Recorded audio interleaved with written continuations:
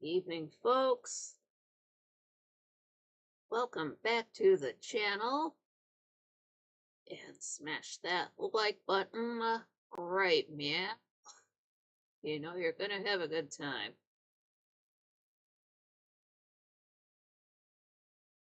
Almost everything's set up on my side. Now you can watch Dark Shadows for free on Tubi right now. Well, maybe not right now, in about 2 hours when I'm done with this review. Link in the channel description and the show description. It's also on Internet Archive. Those are free. And then there are audio dramas on Spotify. Link in the channel description and the show description for that. That is all free stuff. Never pay for Spotify. Tubi's free. Internet Archive is free. If you want to go so far as to buy the DVD box set, that's going to set you back about $400+. But if you have an addiction, you gotta get yourself sorted out, and that's the way to do it. I did see somebody did mention in another chat room I'm in, they mentioned something about, like, I think I saw something about it, and I never minded it because it was Blu-rays, but they had mentioned, hey, did you notice that Dark Shadows is gonna be on Blu-ray?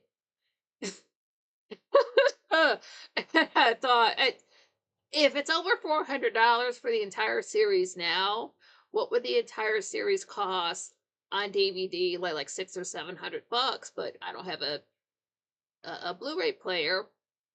But then I actually looked something up last night, and what it is, yes, it is on Blu-ray. It's Dark Shadows, but it's only so far episodes 210 through 250.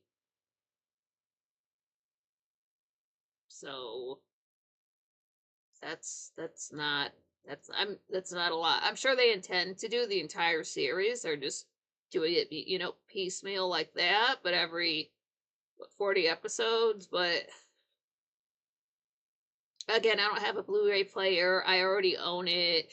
It one of the benefits to it that they mentioned is that some of the episodes are kinescope, and all that really means to me is it sounds like somebody was it sounded looked like somebody had a camera set up recording a TV of the day, and then the audio was very fuzzy. Like I had to turn the volume off for those episodes and just take my notes from the subtitles on Tubi because I could not.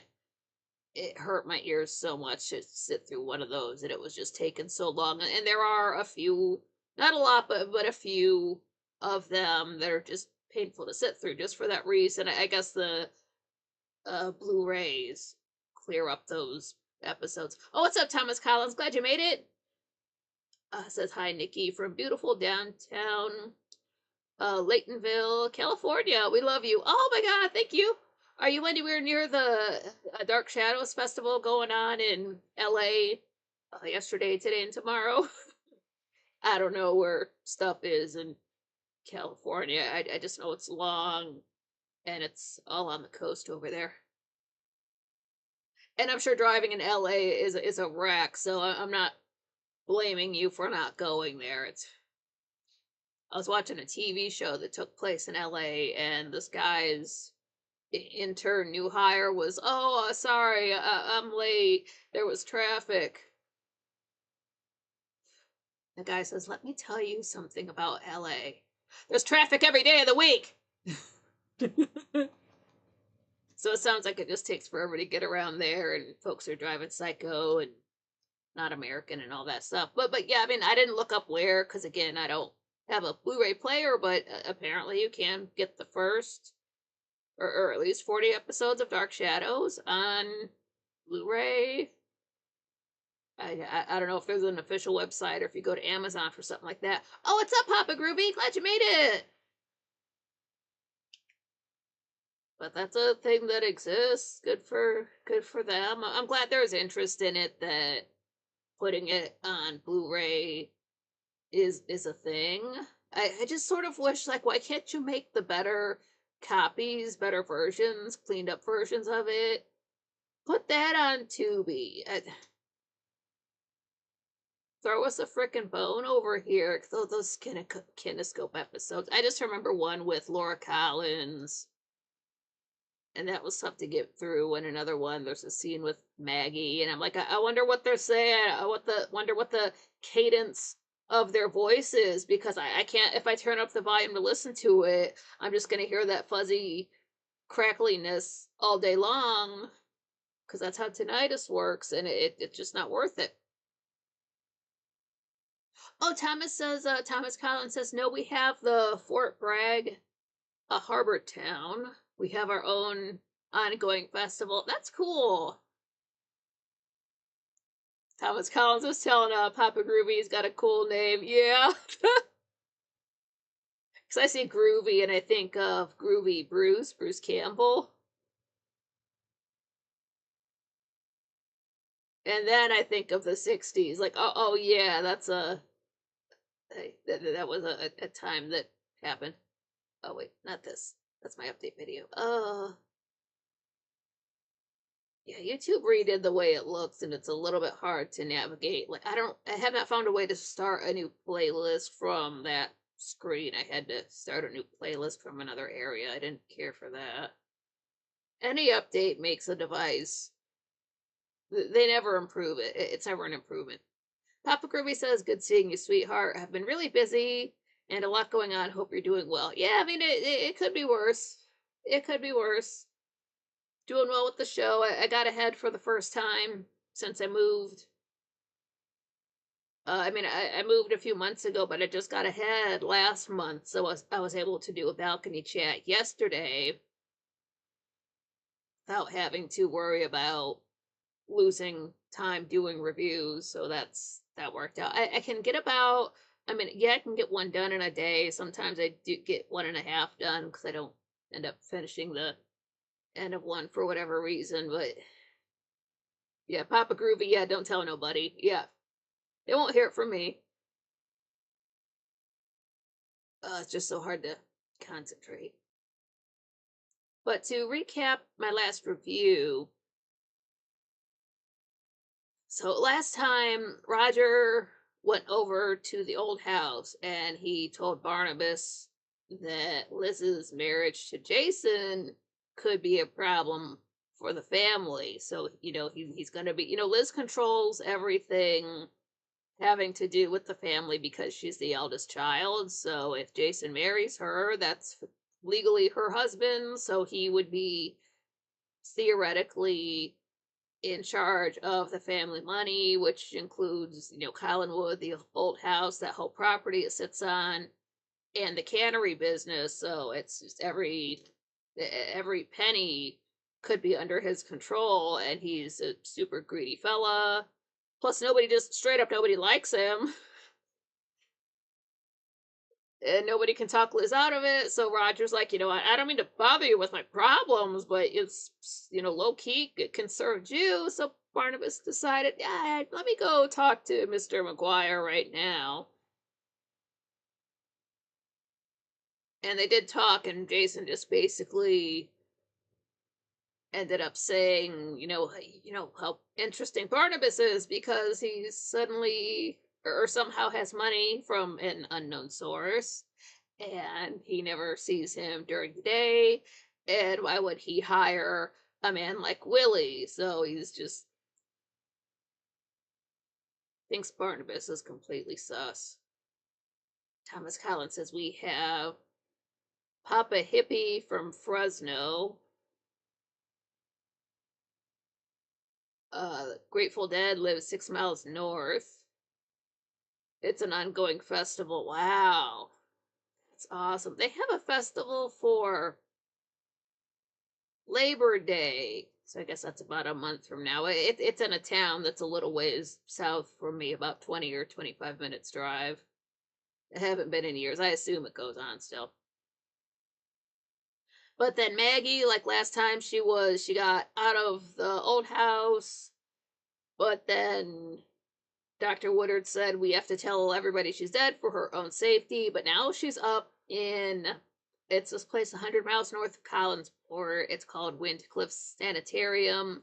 That's where Maggie is now under the care of Dr. Julia Hoffman. And Maggie's just really out of it. She's singing London Bridge. She has trouble even saying her own name. She freaked out when her father and Joe visited, so she's just mentally not herself. She's regressed to being a child, gets stressed out easily. She's hopefully it's not permanent, but that's Dr. Hoffman's problem right now. And then Liz, she just can't take it anymore. She's had enough with Jason and her daughter. Just her whole world is falling apart. She can't tell the secret. She told Vicky that she killed her husband, but she swore her to secrecy. So Liz is just so trapped and so depressed that she went up to Widow's Hill and then started to get woozy, almost fell out and fell over the edge. Mrs. Johnson caught her at the last second, but she just keeps thinking about Widow's Hill and hears the widows calling her name. So Liz thinks she's supposed to be, she's being called to Widow's Hill for a reason to take a header off of it. And we have 979 episodes to go. Man, these just fly by.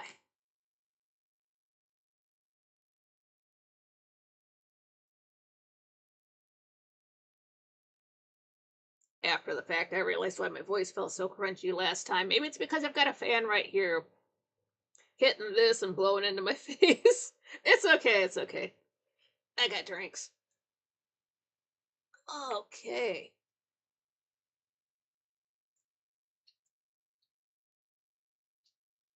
Oh, damn, Papa Groovy is in northern Arizona, 100 degrees today, and it sucks ass. Oh, that sucks. Dude. Like, we get high 80s anymore the last couple of weeks. Like, we're away from the 95s and stuff, but oh, dude, that is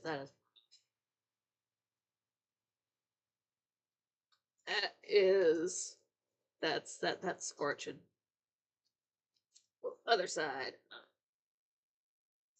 Oh, this is interesting. Yeah, see, why can't the part of the laptop that gets hot be on this side? Because I hold my notes on this side. I can't. Maybe I can hold them on this side. We'll see. Let me try it like this. Because it's. Yeah, because. No, yeah, it has to be like that. Okay. Figuring this stuff out in real time. So, episode 267 aired on July 4th, 1967. Now, it is day 87. It's nighttime, and we are up on Widow's Hill yet again. It's real life, though. It's not a dream. And Liz is slowly walking up to the edge. Oh, what's up, Brian? Glad you made it. He says happy Saturday night, everybody. Oh, thank you. Happy this time of day. Oh, Thomas Collins says it'll be 100 tomorrow. I love Arizona. We're in this together. Just sweat it out together, man. Stay hydrated. Stay cool. Sleep through the hot part of the day. That's why I'm on a third shift schedule to beat the heat. Can work better at night.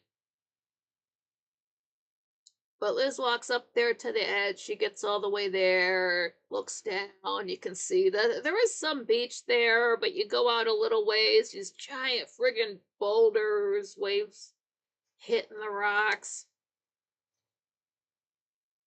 But farther back in the woods there, Barnabas is watching her from behind the trees, like, what is she gonna do? But Liz is just down there, or just at the edge looking down. She's not aware of her surroundings at all. She's too focused on the drop. So Barnabas walks up really slowly, puts his arms around her, grabs her. So Liz screams. She did not realize anyone was there. She says, "Let me go." Barnabas says, "You were so close to the edge." Liz, "Did you think I'd fall?" Barnabas, "I was afraid I'd startle you." Liz, "Well, thank you for your concern, but I was in complete control of myself." Barnabas, "I saw a figure on the edge, or standing on the edge. I wasn't certain if it was you. This is rather a forlorn place to find you. Whatever brought you here?" Liz is trying to think on her feet. "I was just walking. I came to look out at the ocean. It's so different at night, so dark and powerful. A place where one could find serenity and rest. Isn't that what everyone wants?" Barnabas, "Only in the end, the very end." So Liz, I didn't expect to see you here. Barnabas, "Well, I come here quite often, as a matter of fact." Liz, "Why?" Barnabas, "Perhaps the same reason you do. This is an interesting place.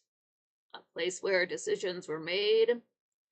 A place where those who came here, wi- yeah, a place where those who came here sought refuge from a world filled with pain. A place where life ended and death began." Liz, "Why does that interest you?" Barnabas, "Because death is the most fascinating and unknown prospect a man has." Liz, "How can death be fascinating?" Barnabas, "It's fascinating when one considers the wide possibilities that it offers." Liz, "What could it offer?" Barnabas, "A form of eternal existence." Liz, "But death is non existence." Barnabas, "Death, I wonder. No one really has clearly defined death. The state of death could bring peace or eternal torment." Liz, "Life itself can be a torment, which is something we can be sure of." Barnabas, "It still remains to be seen which of the least contains the least amount of torment." Well, this isn't the sort of thing a woman about to be married should be thinking about. "You're deeply troubled." Liz, well, tormented might be the word.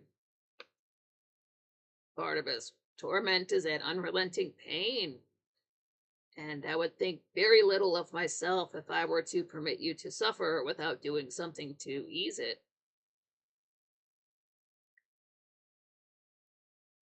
Liz, "I appreciate that, but I know I can solve my problems anytime I want."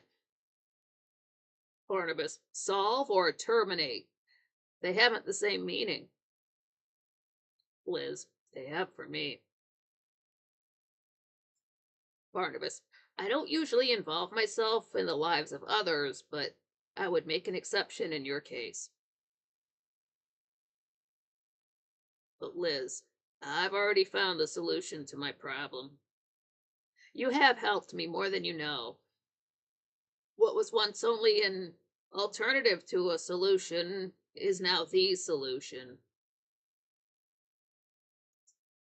Barnabas, "But your meaning is not quite clear to me."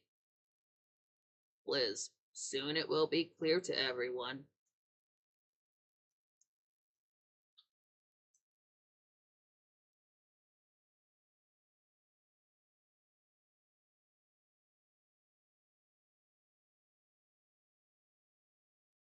Thomas Collins says he's 64. We do a siesta. I know that's right. Oh, Brian says he's probably heading to Florida to get some swimming in.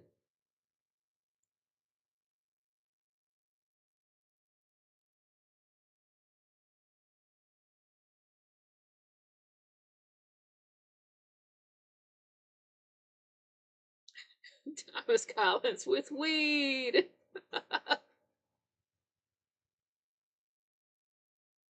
Papa Groovy says it's ukulele weather for sure.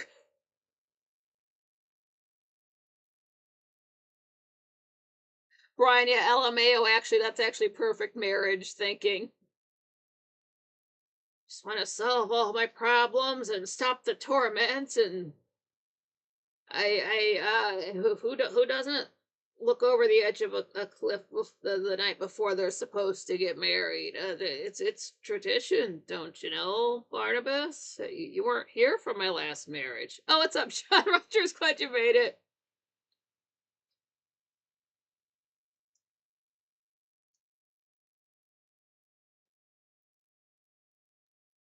Yeah, this is Vanderly uploading another song. Oh, it's not. Okay. Why does everybody wait until right after 7 p.m. and start uploading videos?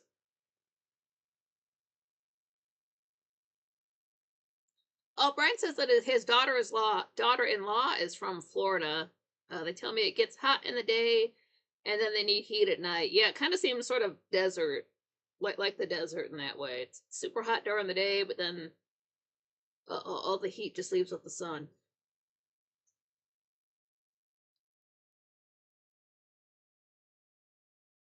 So now we're in the Collinwood foyer. It's Liz has come back, and Barnabas is with her. And she thanks Barnabas for walking back to the house with her.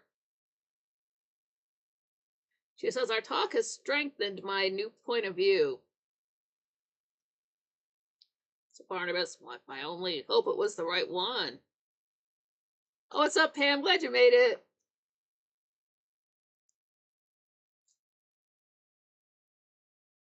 Thomas Collins says, I hope we all find the perfect mates. Don't have to change a thing. You are perfect the way you are. Aw.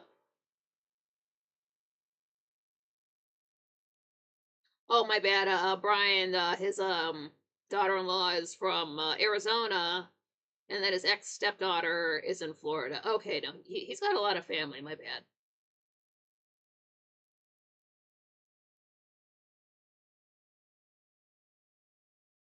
So Liz thanks Barnabas again, and she starts heading upstairs.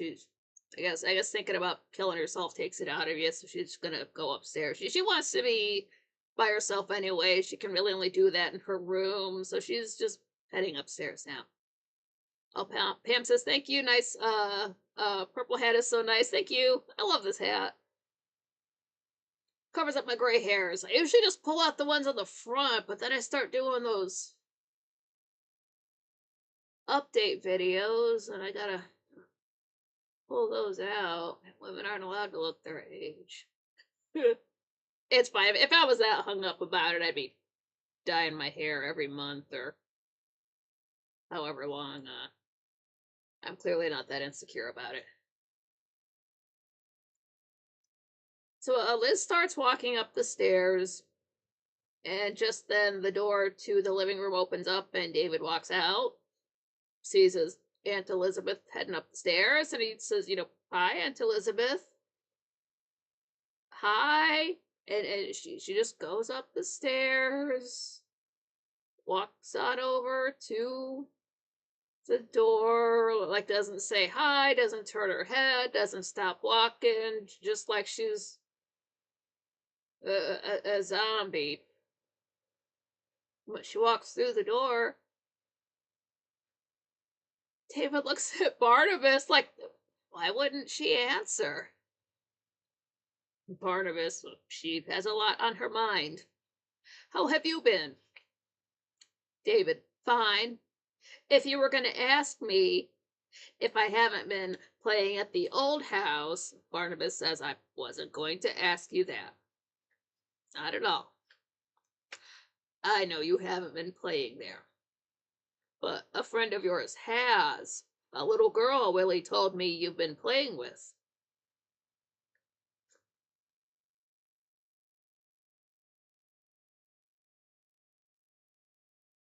Brian says, no problems. They're allowed to keep track of. LOL. Yes. Oh my god, all these people.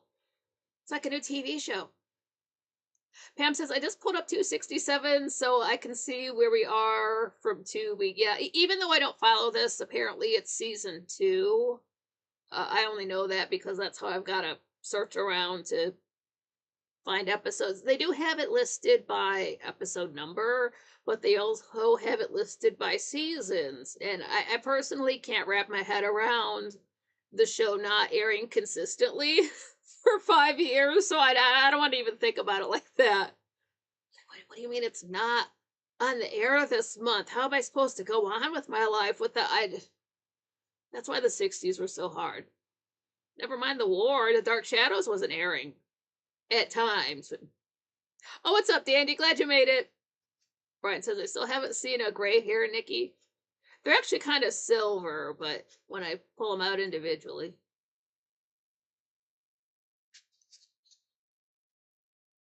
Kind of like my dad's hair, his turd. Yes, he's gray, still plays, but it's all rather silver.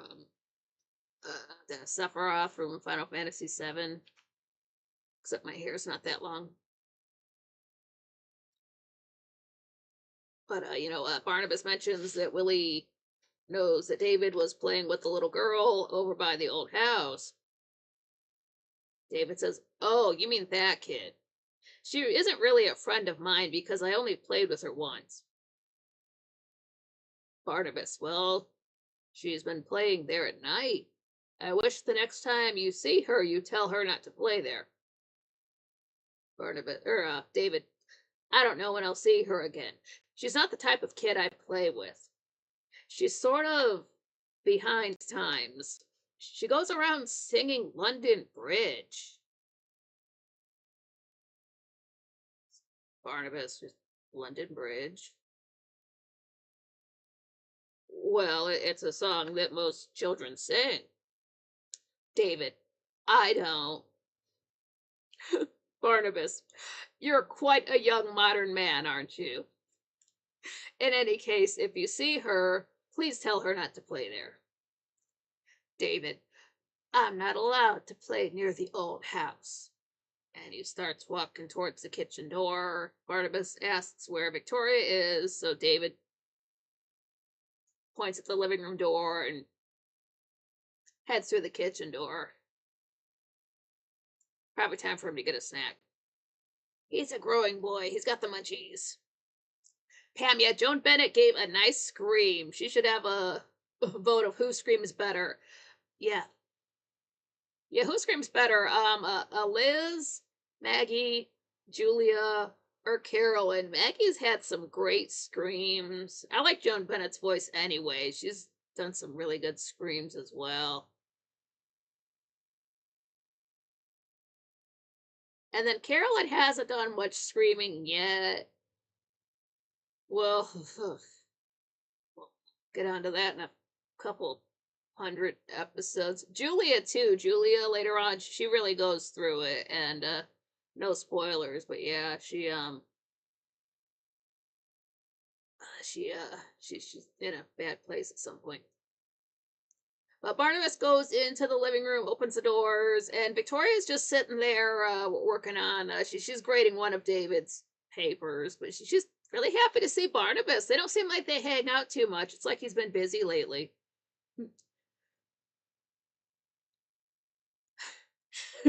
But Barnabas says, oh, you work very hard at your job. Victoria says, I enjoy what I'm doing. Most people don't always have that opportunity. Barnabas, you're quite young to have arrived at that conclusion. It shows great maturity and a sense of wisdom. The Collins family are very fortunate to have you around. I would go even further and say that anyone who comes into close contact with you is extremely fortunate. Victoria says, if you continue, you're going to make me the most conceited person in Collinsport. Barnabas, I doubt that very much. I doubt anything could change you. Victoria, like she's almost blushing, like Mr. Collins. Barnabas, I see I'm embarrassing you. You're a very modest person. And it's because of this quality in you and your concern for the Collins family that I'd like to call to your attention something quite serious. I encountered Elizabeth on Widow's Hill standing very close to the edge. At the very edge of the cliff, it seemed to me that she was preparing to jump. Victoria, jump? No, you must be mistaken. Barnabas, I hope I am, but she was standing at the edge, looking down, extremely melancholy. I know she's been under great pressure, and I fear that it's too much for her. There was desperation in her look and a sound in her voice of hopelessness. A look and a sound that I'm familiar with.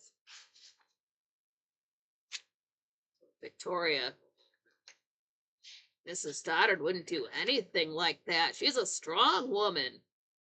She's endured a great deal. Barnabas, perhaps she cannot endure more. Victoria, I don't know. It's just not like her. But then she has been behaving very strangely. Barnabas, I don't want to alarm you, but I thought you ought to know.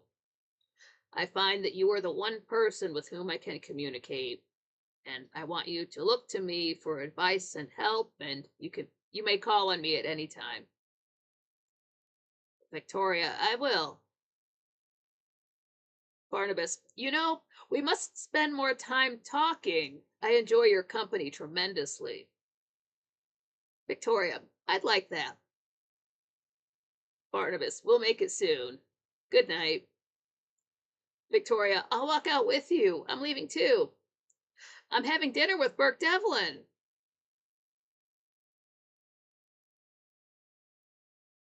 Barnabas's face just crashes like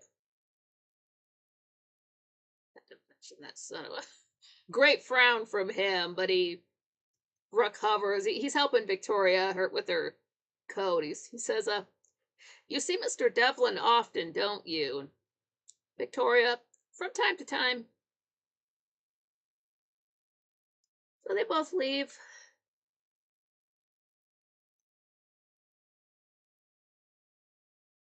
And he's saying to Pam, yeah, true, there was a lot of screaming.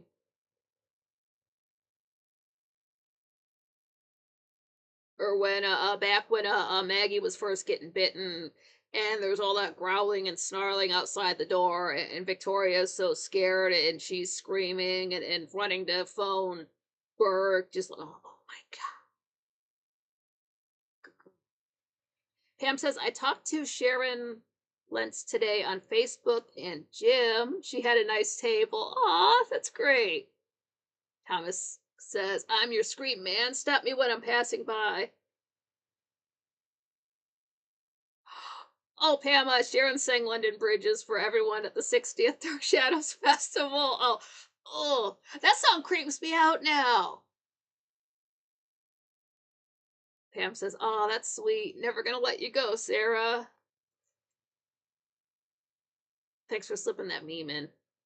Like I was saying, one of these dark shadows, but Minecraft horror mods. What one of the creepy elements of it is this little tune starts playing in the distance, and it's London Bridge. I'm like, oh, why did it have to be that? Those Zoomers aren't gonna get the reference, but I do. Damn it! Why that song? So now we're at the Blue Whale. And Burke is there. He's by himself. He finishes his drink, orders another one. Checks his watch. Then he goes over to the payphone, sticks his dime in, starts dialing.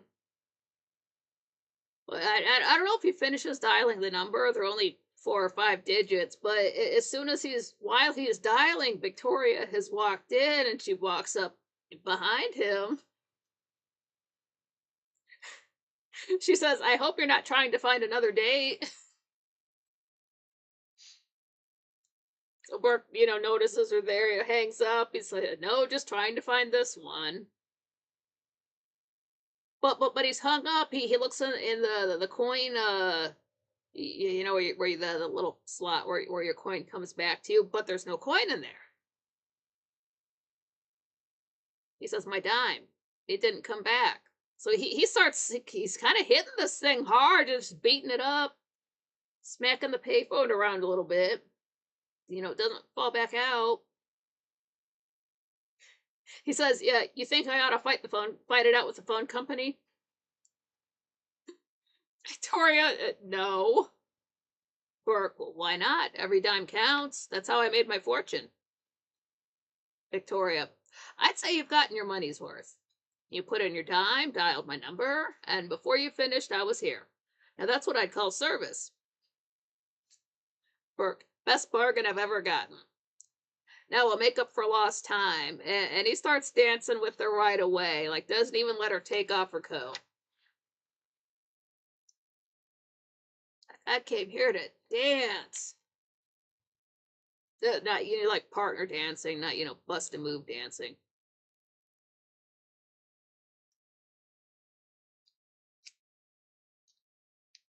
Pam says, "I never heard that song at the Blue Whale. A couple is dancing a familiar song." Um, Arden, who comes here, she was spotting or finding a lot of songs from the Blue Whale through, is it called Shazam?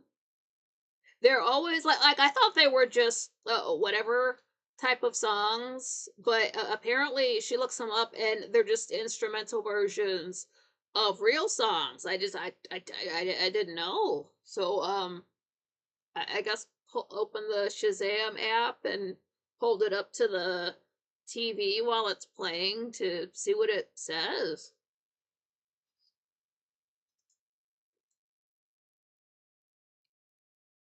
I've never looked it up. Maybe there's a playlist on YouTube that has all of the Blue Whale songs or something like that. I kind of don't need to hear them any extra because, like, while the music is not annoying, when you have to write down what people are saying, it's just one extra thing that you have to listen to that you can't turn off. So it sometimes gets a bit irksome. So it's nothing I really want to be bumping in the car while I'm driving down the street. Thomas Collins, "We can get a David Lee Roth video jukebox." Pam, yeah, sweet Burke with Vicky at the Blue Whale dancing. Barnabas does not like Burke with Vicky. No, like he really didn't. He interacted with Burke a little bit before, but he always had other stuff to do, and he really doesn't care to meet. Like he cares about his family, but he doesn't really care to hang out with anybody else in town. So he was sort of indifferent about him, but the fact that Vicky is now his focus, like, oh, I went from take him or leave him to fuck this guy, and he's got somebody new to hate. Like he never really liked when Maggie mentioned that she had a boyfriend, but it's not like Barnabas was sneaking into Joe's apartment, house, wherever he lives, and like fucking with him in his sleep or something like that. Thomas Collins, yeah, you got to admit Burke is turning out to a good guy to have around. He's because at first when he's going after the Collinses, oh, okay, you're being a dick. I understand why, but you're giving Liz a hard time, so you're being a dick. And then they, like the enemy of my enemy is my friend. So when they had to come together against Laura Collins, and then of course, Roger admitted everything. He doesn't really have any reason to hate them. If Burke doesn't like the Collinses, it's just because they're both business families and could be competing with the same or for the same business or properties, but he doesn't really have that vendetta against them anymore. He's kind of he's professional with them, but then he does really want to get closer to Vicky, and she works for the Collinses, so that's where there could be a problem. Well, like, what the hell are you doing? Eating up all of our governess's time. I don't care if it was her day off. Like, you need to, they were madder about it when he was hanging out around Carolyn, but look, she works for us. Don't be distracting her all of the time. And then I'm sure Barnabas just wishes he would leave town or drop dead or something like that. I really don't mind Burke. I see where he's coming from. Like, he's a businessman. He wasn't really trying to like find a girlfriend or something. He just happens to like Vicky. So, oh, okay, this could turn into something.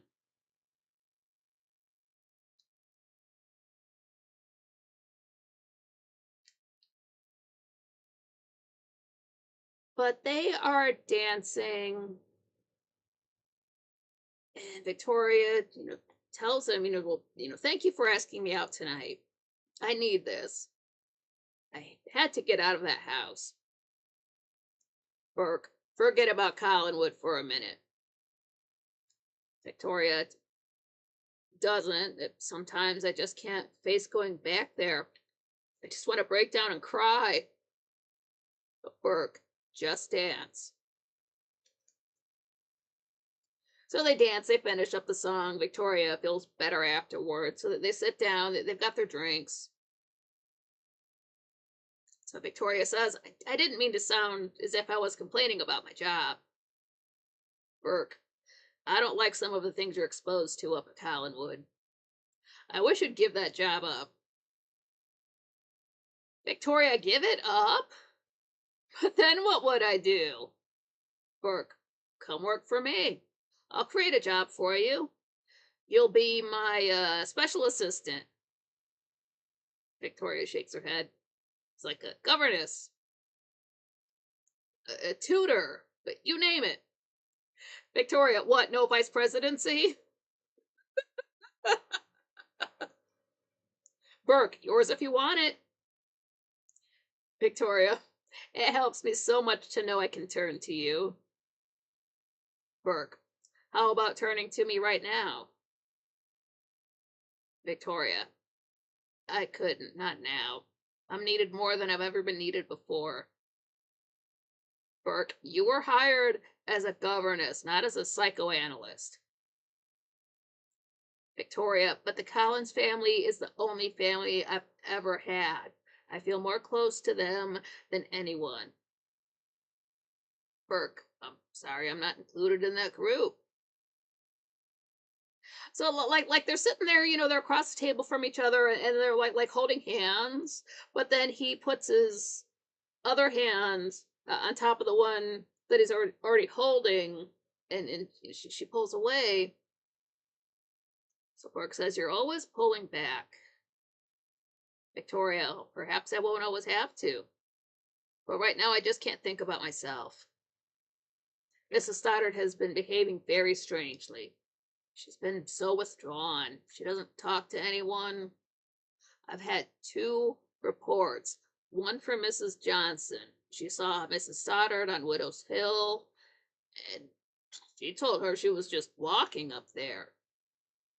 Then Barnabas brought Mrs. Stoddard home, and he said he found her standing at the edge of Widow's Hill, looking as though she were preparing to jump.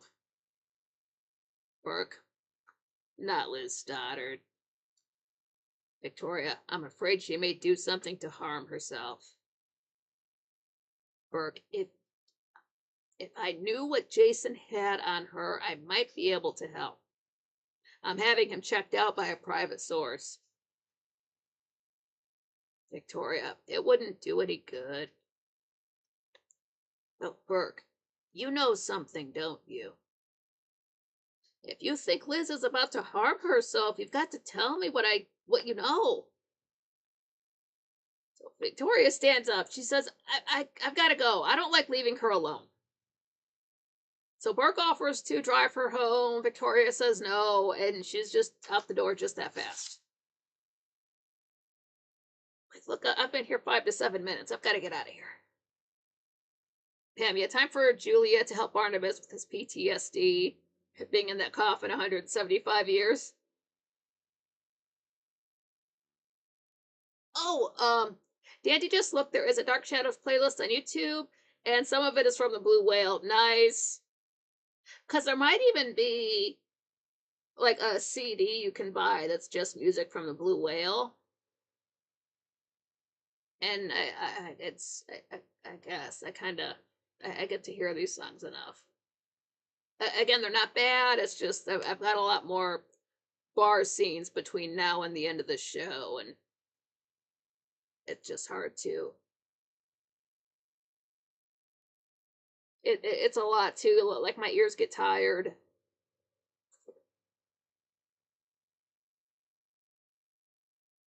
It's just the tinnitus thing.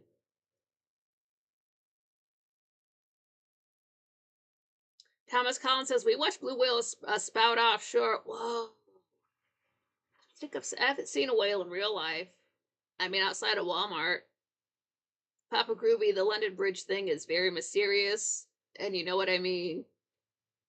They're not in London. Why is she singing about that?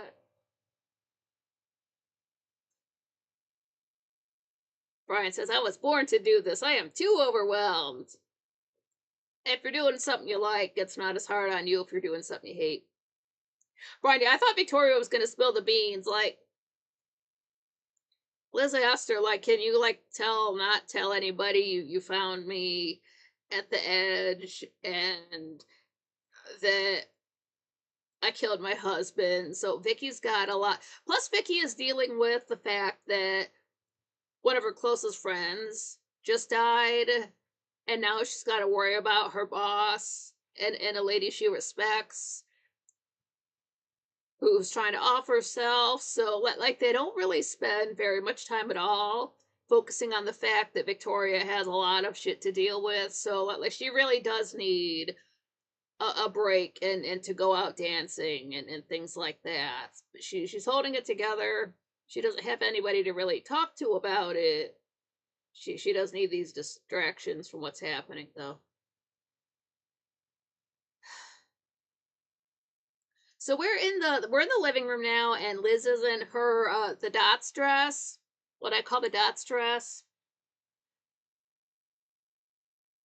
She's got a one strand of pearls, double pearl earrings, and she's sitting at the desk that's right in front of the camera there in the living room, and she's got this thick fucking book. I think it's even thicker than that book where we saw a picture of Josette Collins in, like, a while back. Like this sucker, this is huge. Thick ass book, but she's looking in that. Then David walks in, just, oh, hi, Aunt Elizabeth. Liz. Oh, David. So she stands up and walks out of the room. She's just that. So something is definitely on her mind. She can't even say hello. So she's walking up the stairs right when Victoria comes home. So Victoria sees her heading up the stairs. She's like, oh, Mrs. Stoddard. Liz does not break her stride. She doesn't turn her head, but you just, hi, Vicky. Just keeps going up the stairs. Goes through the door. So Victoria goes into the living room, says hello to David. She says, what are you doing? So David's turning the pages in that book. He says, I'm just looking through the book Aunt Elizabeth was reading. It's the Collins Family Bible. It has the names of all of the Collins family, when they were born and when they died. But the page she was looking at has her name on it. So Victoria walks up. She looks down at it. It's this paper. The top of it says a page. It says Family Register.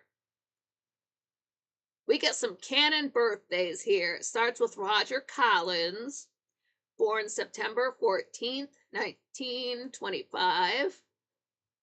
Then it has Elizabeth Collins, born February 28th, 1917.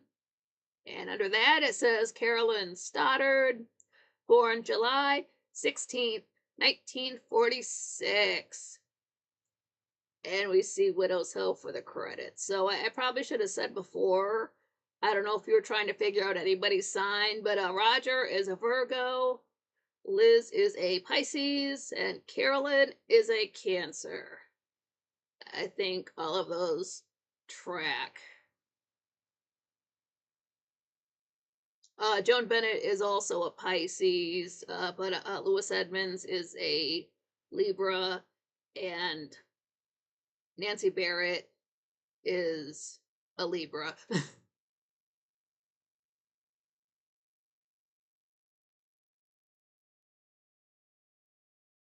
Pam said, like dislike Mitchell Ryan, played Burt Devlin on Dark Shadows until he was dismissed from the show in June 1967 due to alcoholism. I wondered why he left. He was a Capricorn, so that tracks. I didn't know if he got sick of it. I didn't know if he got a better job or what, but like, dude was just hitting the bottle too much. Damn. And now it's played by Anthony George. Pam, yeah, everyone needs a sedative. Pam, the costumes from fans were delightful at DS60. Oh, that's so cute. Gotta love people who go the full mile. Oh, Matthew Hall had some nice pictures of Grayson and Sam Hall. Oh.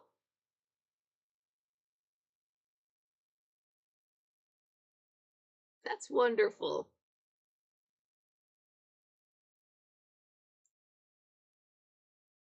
So, episode 268 aired on July 5th, 1967. It is the next day. It's day 88. It's morning.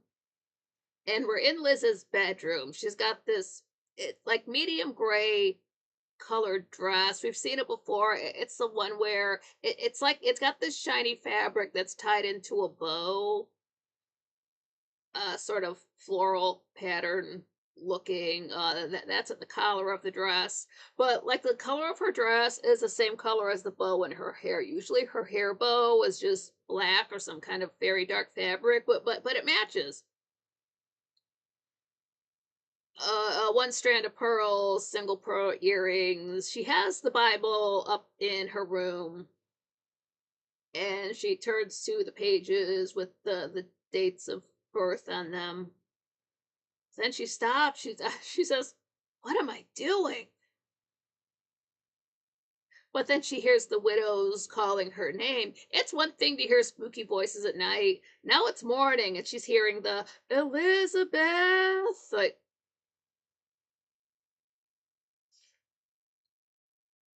so she goes over to the window. She looks outside, closes it.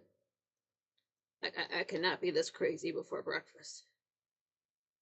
But Victoria knocks and she comes in. She says, I wanted to know if I could take David to Bangor for the day. He needs some clothes, and I thought we'd make a day of it. Liz, does it have to be today? What about tomorrow? Victoria, tomorrow? But that's. Liz. Oh, of course. My wedding day. I prefer you postpone your trip for some other time later in the week. Victoria, of course. Liz, I haven't seen much of David lately, and I thought we'd spend some time together. That's when Roger knocks. He wants to talk to Liz. So Liz tells Vicky to just go ahead and take the day off. She'll look after David for today. Yeah, before she leaves, Victoria tells her that she'll send David up after he finishes breakfast, and that Carolyn went out early this morning, but she didn't say where she was going to go. So Victoria leaves them two alone. Roger says, "What's this about your will?" Garner called and he said he's looking it over. Liz, I wanted to make sure it was in order before I got married. Roger, you're not thinking of having it changed in favor of your husband to be.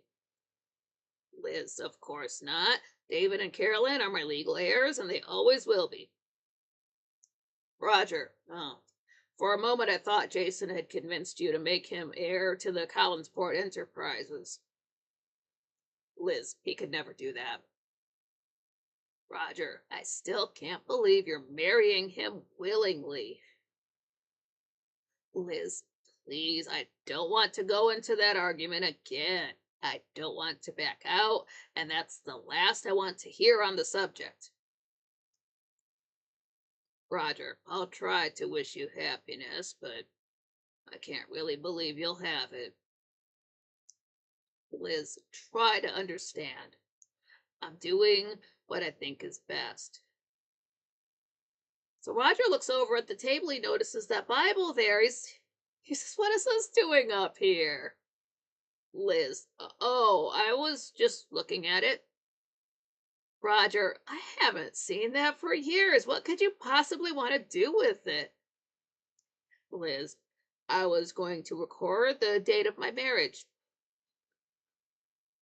Roger, have you forgotten the family custom? Nothing was ever recorded until after the fact. It's not necessary to add your new name now. I can hardly believe you're going to be Mrs. Jason McGuire for the rest of your life. Liz, believe it and try to accept it. Roger, please. Okay. You know what it's like when your siblings making some kind of dumbass decision. Well, Pam says there are old Dark Shadows festivals on YouTube that you can follow from 1983. Tried to come to Lyndhurst in Terrytown on Halloween, October 31st, a Dark Shadows Halloween party. I will be there. As I found out, 2 weeks. Oh, wow. 2 weeks in advance. Catherine Lee Scott announced it at Dark Shadows 60. Wow. I just don't have the money for it. I do YouTube because I love it.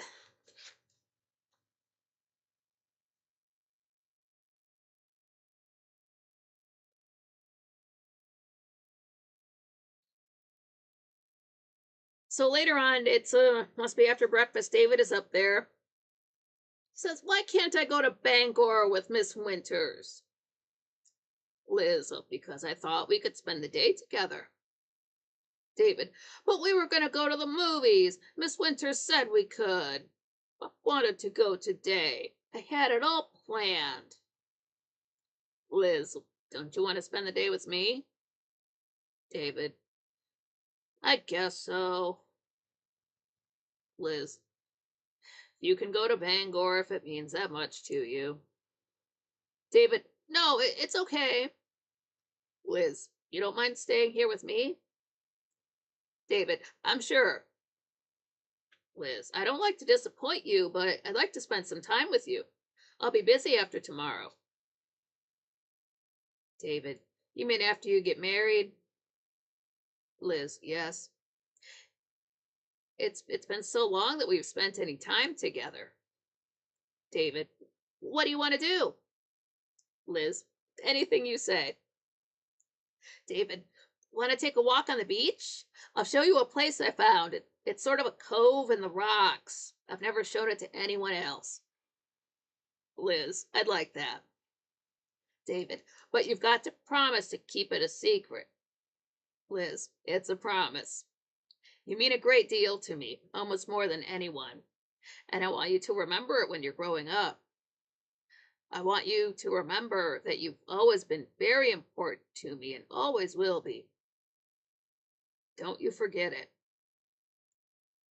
David, you talk as though you're going someplace. You're not, are you? Liz, no, of course not. Reaches for her, she touches his hair. She says, "Your hair needs combing." David, I hate to comb my hair. Liz, you'll grow out of that when you're grown up. David, you look sad, like you're gonna cry. Liz, oh, that's your imagination. If we're gonna go for that walk, we better get started. Why don't you get your coat and I'll meet you downstairs? So she hugs him, and David leaves the room. Not a lot of hugging on this show. But yeah, hug, and he dips out. Oh, Pam says Anthony George died of complications from emphysema at 84 years in 2005.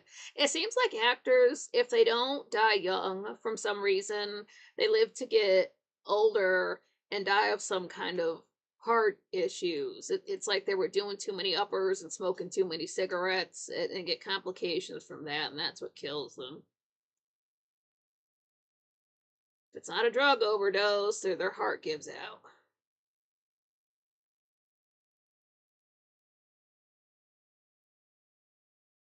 So now it's late at night. We're in the living room, and Liz is in that dress with the two. It's a really dark, rich, velvety, whatever fabric with the two jewels at the waist. I like this one. Double pearl earrings, one strand necklace. She hears the front door open, so she calls to Carolyn to come into the room. So Carolyn walks in. She's running a bed check. I suppose you want to know where I've been. All right, I'll tell you. I was out with Buzz, and we had a ball. Liz, don't be so defiant. Not tonight. I wanted to have a talk. Carolyn, a talk? About what? Liz, about us. There was a time when we were very close. I wish we could be that way again tonight.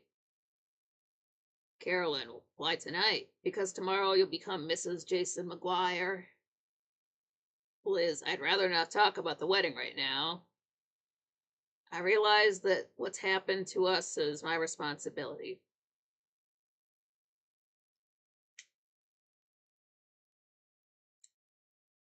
Carolyn, nothing is happening to me. I'm simply living my life the way you are living yours. Liz, you are my life. You always have been from the moment you were born. Carolyn, well, now you'll have a life of your own and someone to share it with.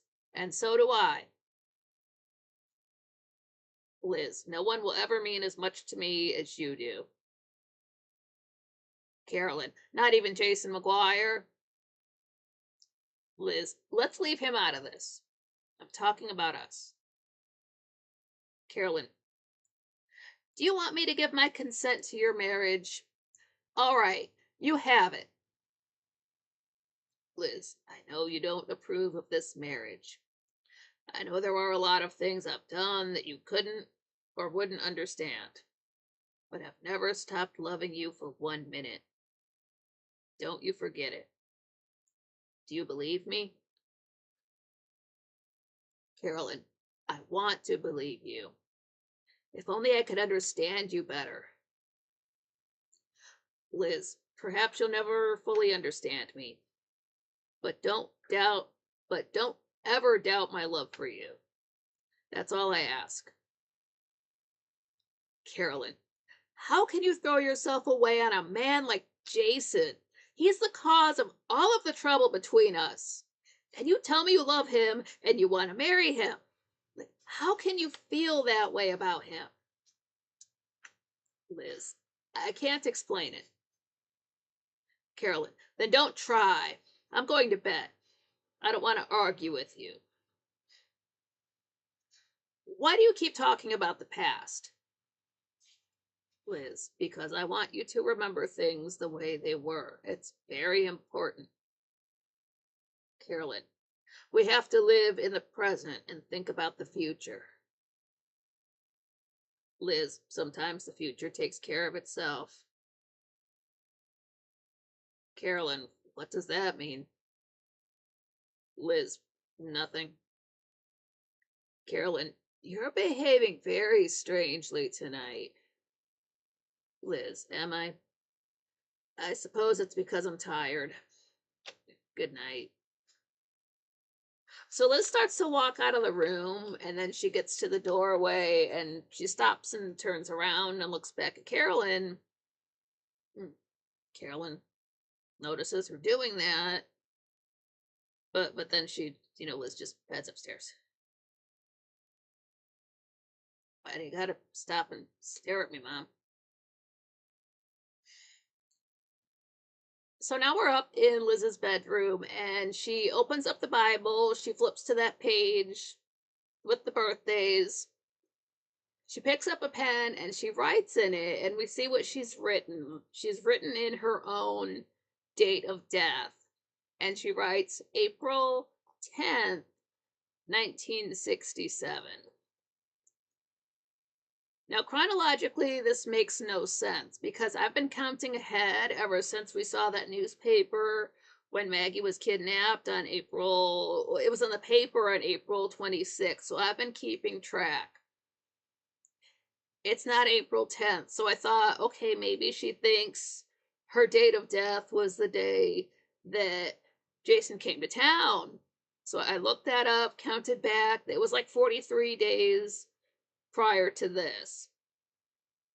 That doesn't add up. So I don't know why they're giving us some random date. It's not like time flows backwards on this show. If they go back in time, it's by years, not a month or a few weeks or whatever. So I don't know why she's writing this. Has she been out of the coma and still doesn't know what day it is? She doesn't look at calendars, or I don't know why they picked this date. It doesn't make sense. Cause by my count, it's May 17th. So if I count back 43 days, that's April 4th. So I don't know. Maybe they're just trying to fuck with us. Maybe they thought nobody's paying attention to the date. We can just write in whatever. So it just sometimes the information just doesn't make sense. So that's what she wrote, though. Okay, maybe she thinks that's what day it is. She's gonna be really surprised when Christmas rolls around. I just don't know. Brian is right. Yeah, Brian says Carolyn is correct. No time like the present. Yeah, do it now.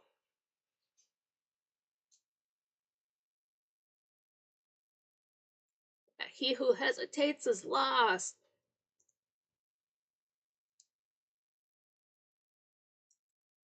Get that shit handled.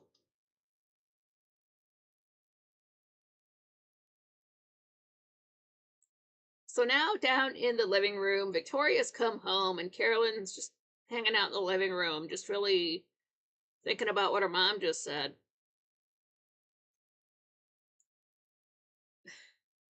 Victoria says, she's like, well, I didn't mean to stay out this late, but Burke took me over to Clearwater for dinner, and we better not make much noise. Everyone must be asleep. Carolyn, everyone except my mother. She was still up waiting for me when I got home. I'm sort of worried about her. She was very quiet, almost too quiet. She kept refusing to talk about the marriage or Jason, almost as if the marriage was never going to happen. She kept telling me how much she loves me. She kept insisting I remember that. The time I was talking to her, I had the oddest feeling that we were saying goodbye. Victoria, it must be your imagination. Your mother wants your acceptance of her marriage, that's all. Carolyn, I guess so, but the way she was behaving tonight threw me a little. Victoria, I'm sure there's nothing to worry about. And she leaves the room. I didn't just see your mom about to off herself on a cliff the other night. No worries. Going to bed. Good night. But now we're up in Liz's bedroom. Nobody's in there. The window's open. Victoria knocks. She goes inside. Mrs. Stoddard. Just nobody's in there. But she walks up to that Bible and looks down and sees that Liz has written in her date of death. Next thing you know, we're at Widow's Hill. And there is Liz. She's got this dark coat on. Walks to the edge. Looks down. Here's the widows, the Elizabeth, calling her name. And then we see Liz's bedroom for the credits. Somebody put a fence around that damn place. She keeps wandering up there. Right, yeah, yesterday is gone, tomorrow isn't here yet. I used to plan ahead. I don't do that anymore. I live in the now. Don't do it now, it's not going to happen. I'll do it later. Well, maybe there won't be a later. Maybe there isn't a tomorrow. Maybe there isn't a 2 hours from now. You don't know. Don't leave anything unsaid. If you don't do it now, it's never going to get done. Procrastinate like a little bitch. No. But episode 269 aired on July 6th, 1967. It's still day 88. It's nighttime on Widow's Hill. They reused the end of the last episode where Victoria knocks and comes in, sees the book. Liz walking up, looking over the edge of the cliff. But Liz is standing there at the edge. She's looking down. But she backs up a bit. She wrings her hands. Then a couple seconds later, she starts to, quickly make her way to the edge again. Then we hear Victoria yelling, Mrs. Stoddard! So Liz says, go away, leave me alone. Victoria, you're standing too near the edge. Please come away from there. Liz, it doesn't matter where I'm standing. Nothing matters. Go back to the house. Victoria, come with me. Please. So Victoria gets close enough that she can grab onto Liz. So Liz is just, let go of me. Victoria says, no, not until you come away from there. And Liz is trying to pull away from Victoria. Victoria says, well, don't struggle or we'll both go over. You're doing the wrong thing. So they finally get a few steps back. Liz says, I've spent my life doing the wrong thing. This is the only thing left to do. Leave me alone. Victoria, please come back to the house. Liz, I can't ever. There's nothing left for me. I have to go through with this. Victoria, well, there must be another way. Liz, what other way? I've thought this over very carefully. You think I'd go this far if there was some other alternative? There isn't any more time. Tomorrow I'm marrying Jason. I betrayed the Collins family, Carolyn, and what's worse, I betrayed myself. Victoria, on the contrary, you've acted with great courage. You've been carrying a terrible secret for 18 years. You've never shown any weakness until now. Liz, I haven't the strength to fight anymore. There's nothing to fight for. I killed Paul. I deserve to be punished for that. Victoria, you've sat in judgment of yourself for much too long. You've imprisoned yourself, and now you want to be your own executioner. Please, I beg of you. Tell the others about Paul and let them judge you. I know they won't be as hard on you as you've been on yourself. Liz, it wouldn't make a difference. I've ruined Carolyn. To tell her what I did to her father would destroy her completely. Victoria, if you were to die now, Jason would go completely free. How do you think Carolyn would feel knowing you killed yourself because of her? Wouldn't she carry that guilt with her for the rest of her life? If you went over that edge, it would be the same as taking her with you. So that makes Liz stop. She thinks about it, and then she just turns to Victoria, just gives her a big hug. It was tense there for a minute.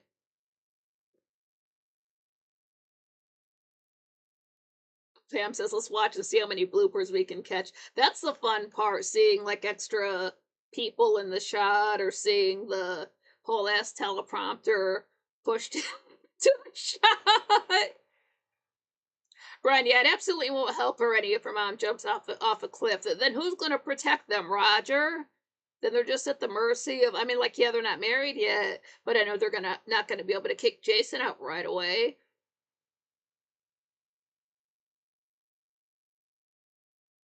He'd probably try to run off with some jewels like Willie was trying to do, and then skip town. How are they going to track him down? He doesn't have his phone on him. But they're back in the foyer in Collinwood, and Liz comes in. She really looks around like, I said goodbye to this place a little while ago. I never thought I'd see it again. Victoria, you'll always be in Collinwood. It wouldn't exist without you. So she suggests that Liz goes upstairs and rests, and Liz, no. I've got to know where to turn and what to do next. Victoria, why don't you let me tell Carolyn why you're marrying Jason?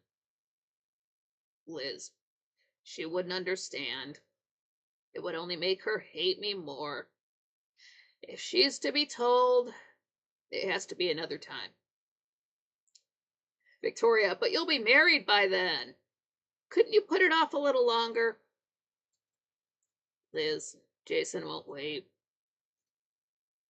Victoria, or will he?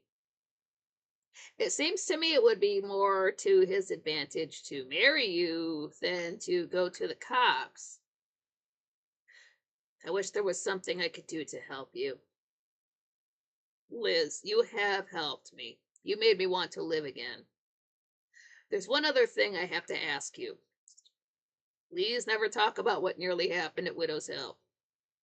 Victoria, it's not a good idea to talk about things that nearly happened, is it? There's a date that's been put in the family Bible in error. I think it ought to be erased. So Liz asks her to take care of that. Oh, what's up, Beach Chap? Glad you made it.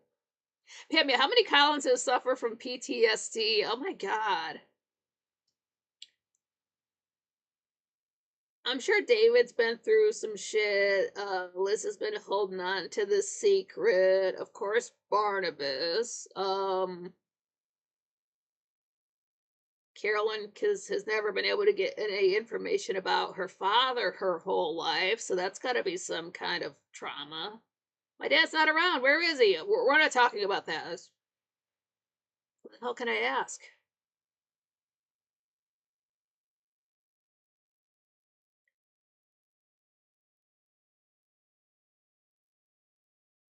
So just then, Jason walks in. They've been in the living room there talking, if I didn't say. But Jason walks in, and Liz, he's like, "Oh, Liz, I've been looking all over for you."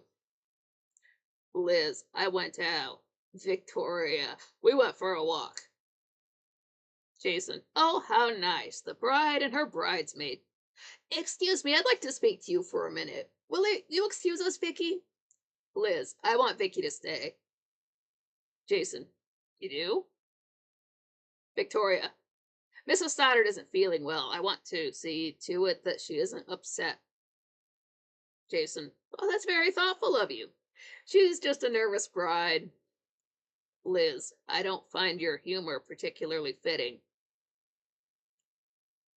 Jason, well, perhaps you'll find this more fitting. So he hands her a jewelry box. It's smaller than that one that had that brooch in it. This is a ring size jewelry box. Hands it to her. Liz opens it up. We get to see it a little bit closely. It's just a plain, wide band ring. Like there's no jewels on it, nothing like that. So Jason asks Victoria to leave again. Or no, well, he shows Liz the ring and he wants her to put it on. Liz says, I won't put that ring on. So Jason asks Victoria to leave again. She doesn't want to, but Liz says, I can deal with this now. You can go, it's all right. Victoria leaves him alone. Jason says, have you told that girl anything?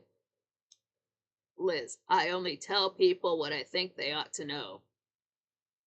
Jason, what is all this about not putting the ring on? Liz turns around to face him. Like a lot of times when she turns around, she kind of swings her arm out. It's just this cute little move that she does. But she turns around and faces him. She says, at the ceremony, for the sake of the others, I will permit you to put that ring on my finger, but not before. And she leaves the room.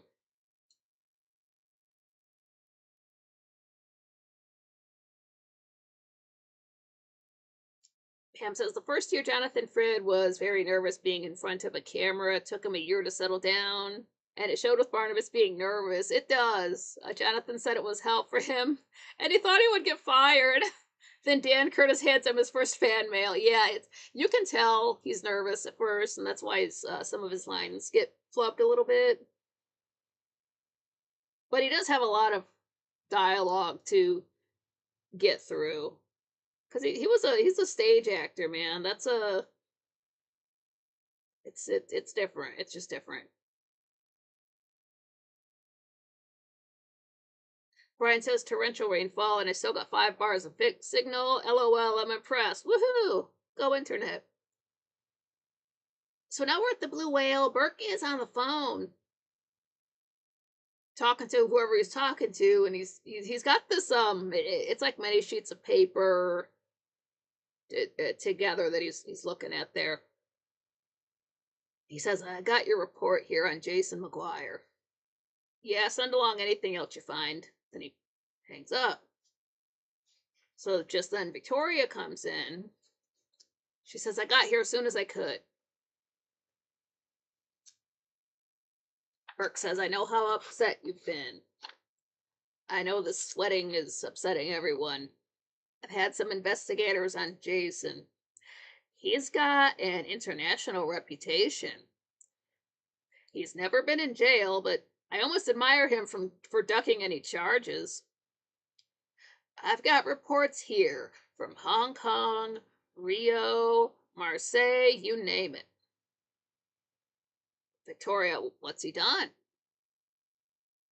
For smuggling, swindling, extortion. But they've never had enough proof to prosecute. He would skip the country, and without evidence, they couldn't extradite. He's wanted in several countries. If he steps into any one of them, he'll be picked up for questioning. I'm sure once Liz knows this, she'll call it off.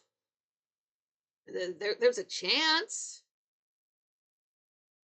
So Victoria doesn't seem to want to tell Liz this, but she thinks about it for a second, and she's like, yes, there is a chance. So they take off. I don't know if this will work. Maybe.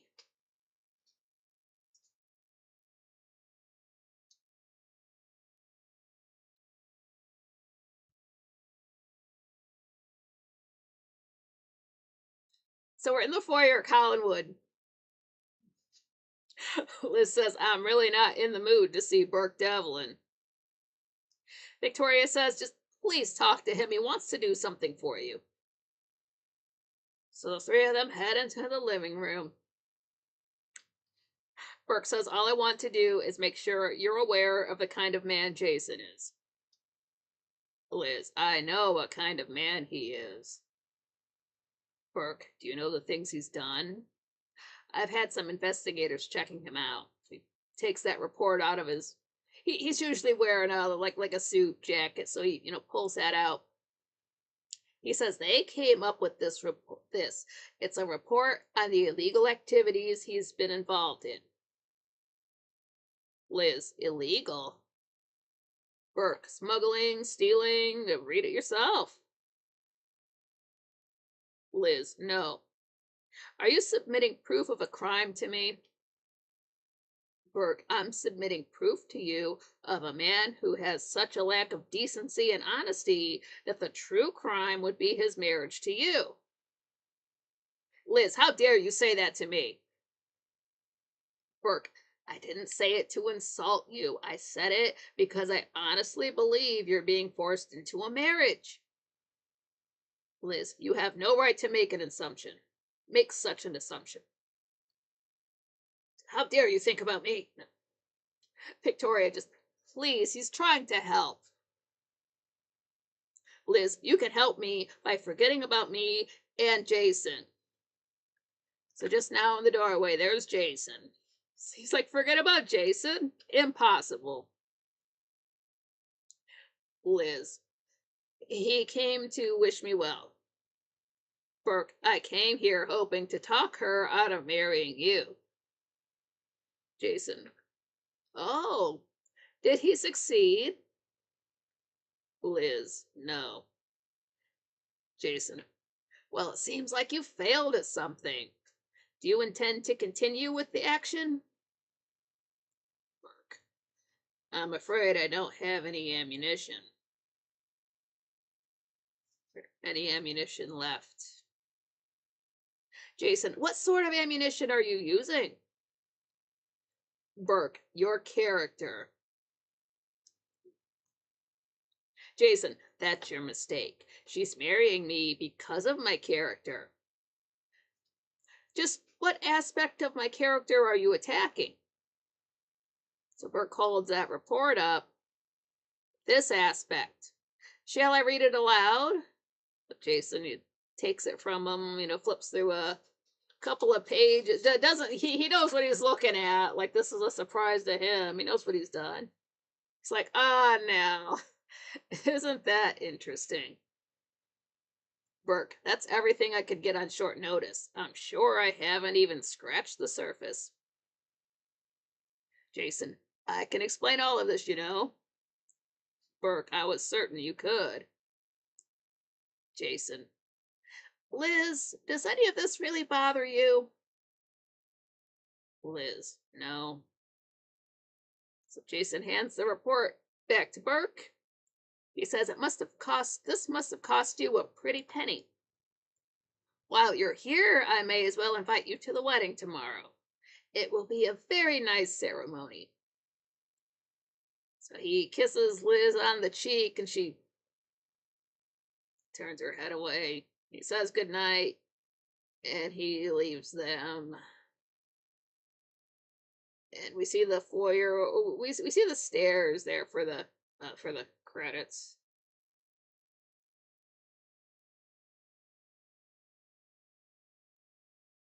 Oh, Pam says, rumor has it he had a hard time to do his laundry with being on all the time. Yeah.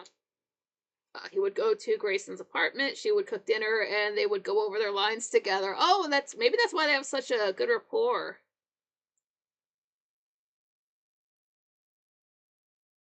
Thomas Collins says, I have PTSD. My uncle was in Vietnam. The series was broadcast during Vietnam in northern Israel. This is how we live with it.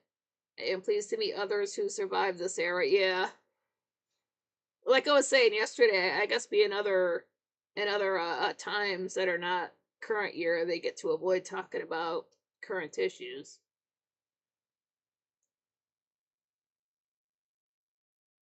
So episode 270 aired on July 7th, 1967. It is day 89. It's before sunset. It's later on in the afternoon. Still a little bit of light in the day. We're in a new location. This is Jason's bedroom. I'm sure they probably just used the room that they used for the room that Whitley was staying in and just made it look a little bit nicer. But it's set up the same way, like where the door and the window and the bed and stuff like that are. But Carolyn is in there. Her wrist is still fucked up, so it's still wrapped up a bit. It's like she's got a long sleeve and you can see a little bit of bandage, so it's not like she's wearing a sling or anything like that. But she's going through drawers, she's pulling drawers open, looking under clothes, just touching everything. I don't know what she's looking for, but she's looking for something. And she finally opens up this drawer with clothing in it, and lifts some stuff up, finds this little diary, this little book with a lock on the side. So she tries to pick the lock with something, and it's not working. So she grabs something else and it just breaks the lock off the side of it. And then, she opens it up, and she starts to read. She doesn't get very far because the door opens up. Jason walks in, closes the door. That scares her. She drops the book, turns around. Jason says, "Very soon, you're going to regret being here. Very much. Pick up that book." So Carolyn just tries to leave. She tries to walk around him, but Jason grabs her arm. She says, "Let go of me." Jason, "I will when you agree to pick up that book." So he lets her go. She picks it up. He says, "Now hand it to me." She does. He looks at it. He sees the whole side thing's been broken the fuck off. He said, "Well, did you find it an interesting read?" Carolyn, "I didn't read any of it. I have to go." So she starts to leave again. Jason just steps in her way. He says, "I suppose you think it's a chronicle of my every act for the last 20 years. Carolyn, "Maybe." Jason, "I suppose you expect to find something in here that will prevent me from marrying your mother." Carolyn, "I don't know if it's written in that book, but I know it exists." Jason, "And if it does, you think I'd be fool enough to write it down? Come on now, you must give me credit for more intelligence than that." Carolyn, "I don't give you credit for being anything but a fake." Jason, "That is a major mistake. Because, as you know, I am only too real. For example, my marriage to your mother will be all too real." Carolyn, "No, it won't be, because you'll be forcing her into it." Jason, "The fact that she'll be Mrs. Jason McGuire will also be quite real." Carolyn, "Don't make me sick." Jason, "Her husband will be quite real, and I intend to exercise that to the fullest. Would you like a little sample of it right now?" Carolyn, "What do you mean?" Jason, "I expect you to get married and leave Collinwood." Carolyn, "Are you telling me to leave my own house?" Jason, "I'm telling you to leave my house." Carolyn, "Yours? This house belongs to my mother." Jason, "This house belongs to Mrs. McGuire, and I am Mr. McGuire, and I'm telling you in so many words to get out." Carolyn, "I will not be thrown out of my own house." Jason, "It's too late for you to have any voice in the decision." Carolyn, "We'll see about that." She tries to leave again, but Jason grabs her arm. Says, "Just how long did you think you could push me around? Ever since I got here, I've gotten nothing but insults and insinuations from you. I've done my best to get along with you." Carolyn, "The only way for us to get along is for you to leave." Jason, "For one of us to leave. I want you out of Collinwood tonight." Carolyn, "Tonight?" Jason, "Don't make the mistake of not taking me seriously." Carolyn, What will you do if I don't go? Jason, I'll ask Mrs. McGuire to make the request personally. Carolyn, she'd never do it. Jason, you thought she'd never let me into Collinwood, but she did. You thought she'd never marry me, but she is. You think she won't ask you to leave? Because of her love and loyalty to me, she can deny me nothing. Carolyn, love? Jason, yes. Now, if you'll excuse me, I must straighten up my things and get dressed because I'm getting married, you know. Carolyn, that will never happen. Jason, excuse me, I do need a moment alone to contemplate the happiness I have to look forward to. Carolyn starts walking out. Jason says, oh, by the way, since the ceremony might be too emotional, I'll say it now. Goodbye. She leaves the room. That's kind of a scary scene, man. Pam says I was a young hippie in the 60s without drugs. The actors protested against the Vietnam War for civil rights. I marched with Jesse Jackson when I was 10 in 1964. Whoa. Who are the Tate brothers? Pam says if you see the pictures of them in the early 1968-69, you will see them with hippie beads, including Jonathan. There were a lot of white back then, like white suit coats, white shirts, white pants, not all together, but just like a lot more white in general.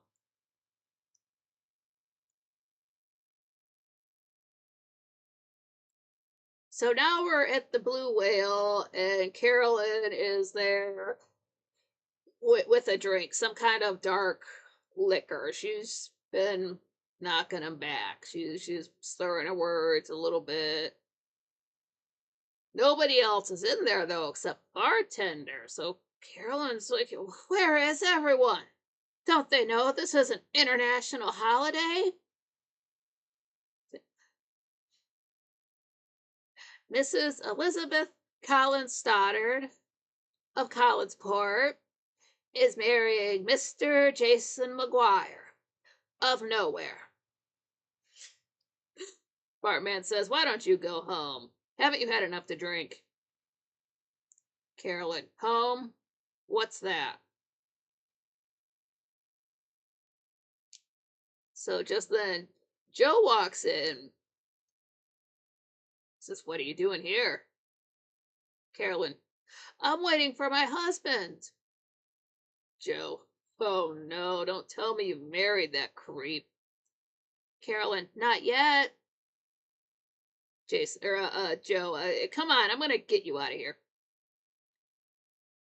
Carolyn, that's what you think. And don't argue with me, I'm not in the mood for it. Joe, okay. Goes and sits down at a table. Carolyn, hey, where are you going? Keep me company. Joe, nope, not unless I can take you somewhere for a cup of coffee. Carolyn, I told you I can't leave. I'm an about to be bride waiting for my about to be groom. Joe, so you're really gonna do it? Carolyn, I said I would. Liz, or my mother didn't believe me. He thinks he can get rid of me. Joe, what did you say? Carolyn, nothing. I said she wants to get rid of me. They both want to get me out. How can she do this to me? He's probably the one making her do it. If it weren't for him, none of this would be happening. Joe, you've got to try to not get so mad at everything. Carolyn, mad? Who's mad? Unless you mean crazy mad. I think that's where I'll go for my honeymoon. I think I'll go crazy. So she orders another drink. Joe says she doesn't need it. Carolyn says, don't tell me what I need. I'm not gonna let him do this to me. Joe, look, if it's Jason you're talking about, there's nothing you can do. Carolyn, isn't there? Joe, you're marrying that creep Buzz probably satisfies Jason more than anything else. Carolyn, maybe I won't marry Buzz after all. Maybe there's something else I can do. So she gets up, she starts heading for the door. Joe's like, wait, I'll go with you. Carolyn says, I'm all right. For the first time in a long time. Joe says, I don't know where you're going, but I'm taking you there. Carolyn, all right.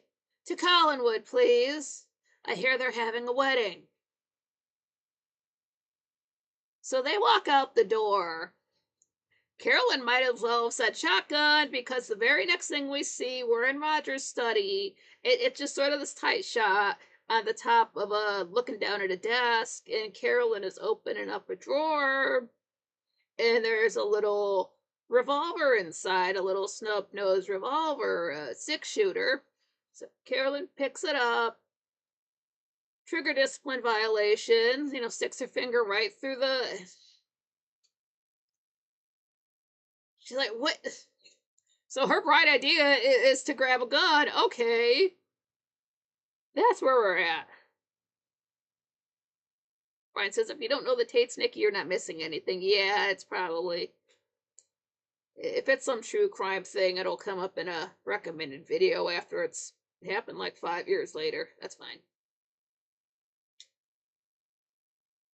So we're in Liz's bedroom. She's there with Victoria, and Victoria is like they're dressed up for the wedding. So Victoria is wearing this. It's a long sleeve dress with some kind of print pattern, and she's asking if there's anything else she can do for Liz. And Liz has it's just some random lighter print pattern dress, but Liz has in her hair, like rather than just the bow on top, it's like she's got some ribbon like woven in to her hair all through it. It's really pretty. Like, I don't know how they get her hair up like that in the first place, but now it's got ribbon going through it. It's really cute. And then we have not seen these earrings before. They're about maybe 2 or so inches long. They look like they're diamonds, but then like evenly spaced down through them, there's just a darker colored stone. Really couldn't say what it is, but she's got those on. And she asks for the handkerchief that's on the bureau. So Victoria, grabs it and looks at it, hands it to her. She says, it's lovely.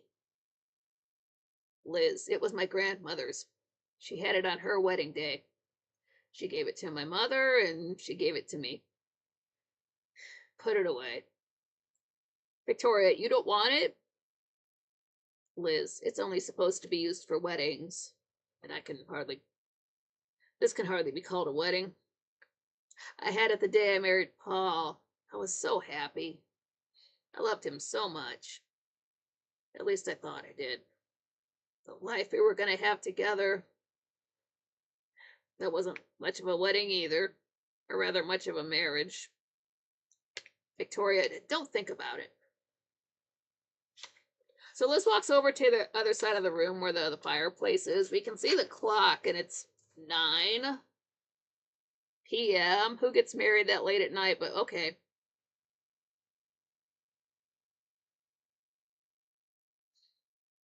Liz says, I wish my mind were free of thought and feeling. Maybe I'll just go mad, and that'll be the answer to everything. It would be a mercy, wouldn't it? I don't deserve mercy. Victoria, it's not too late to call off the wedding, Liz, it was too late the day I met Paul. Too late the day I married him. Too late the day I killed him. Maybe I should throw the handkerchief away. Who will use it now? Carolyn at her wedding? Where is she? She's not going to marry that man, is she? Victoria, I don't know. Liz, isn't it enough that I ruined my life? Why did I have to ruin hers? Victoria, the marriage can be annulled? Liz, it's not that easy to be free. I was never free of Paul, even when I found out what kind of man he was. Not for 1 minute or 1 day. Why didn't you let me die?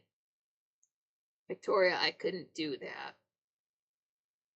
Liz, you go downstairs now. I want to be alone for a few minutes. Victoria's all right.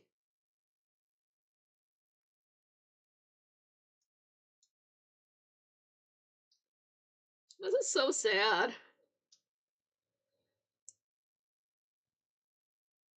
So down in the living room, Roger's there, and so is Burke. And, like they're all dressed up for the wedding. Roger says, I find it a curious invitation. Burke, it's a curious wedding. Roger, it should give you a great deal of satisfaction. This isn't a particular felicitous occasion for the Collins family. Burke, and you think I'm here to revel in it? Roger, well, aren't you? Jason's there in the doorway, and he says, no, he's here because I invited him. He offers to pour Roger and Burke a drink, but, they say no. So Carolyn comes down the stairs. She's holding a purse. Her wrist is no longer wrapped up. I guess it just healed just that fast. She's got this little purse with her, walks into the living room. Am I early? Roger, I thought you'd gone out. Carolyn, I'm back. And sober. Joe must have taken her to drink a couple of pots of coffee because she's not woozy or slurring her words or nothing now. She notices Burke there. She says, oh, I didn't know there'd be anyone outside of the family. Jason, oh, Mr. Devlin is here because I invited him. He thinks the wedding will not take place. I thought this is one way of convincing him. So just then there's a knock at the door. Somebody mentions Jason mentions how the judge is on time.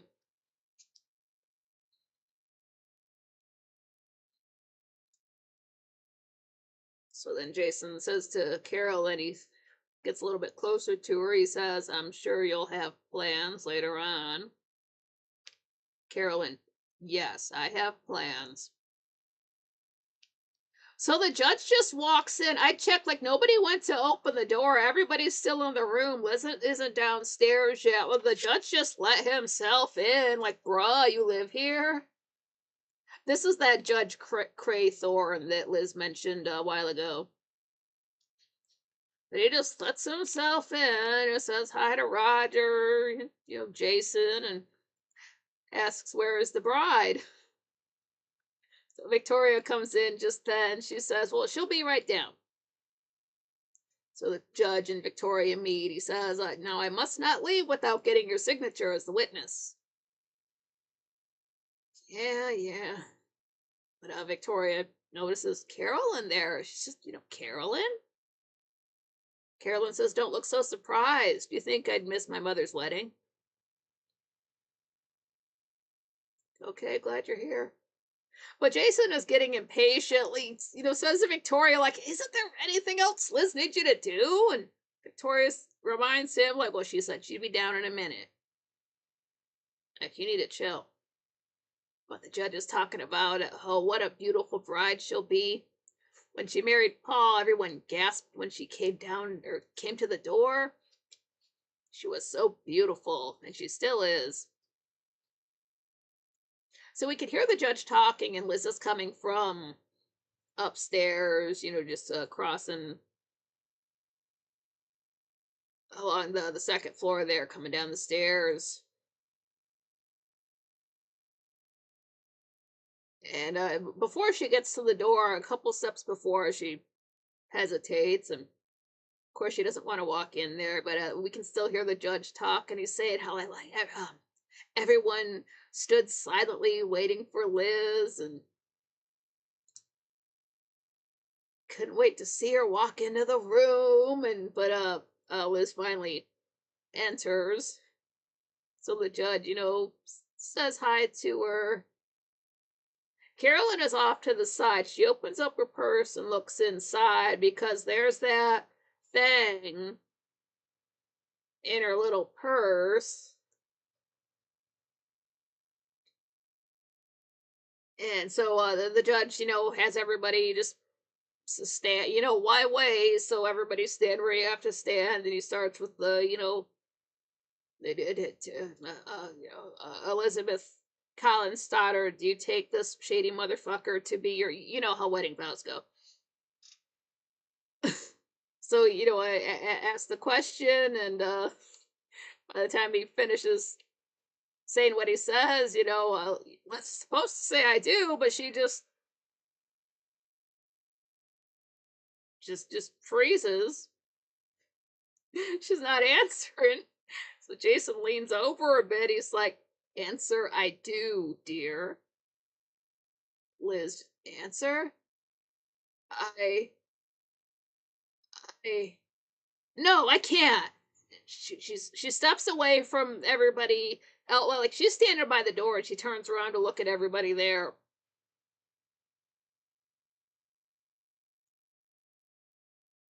While Carolyn's in the back, she's holding the gun, but she's got her purse in front of it, so nobody only we're the only people who know this. Besides, Carolyn knows, we know, but nobody else can see her holding this gun up behind her purse. She's really going to shoot a hole in the bottom of that bag, got it aimed at Jason. But that's what Carolyn's like. This is just, no, I can't. I killed Paul Stoddard, and that man was my accomplice. So everybody's shocked. Carolyn just, everything just falls out of her hands. So she's, what the actual F? And we see the living room credits. Like, Liz, you could have said this at any other time, but instead you got to admit this when everybody is in the room. So, secret's out. Jason's not happy about it. Carolyn's not happy about it. Bruh.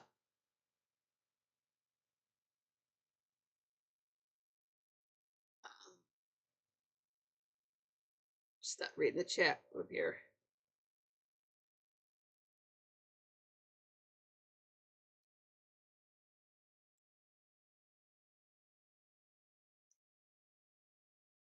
Brian says I didn't expect comic relief, Nikki. Yeah, it's inadvertently funny.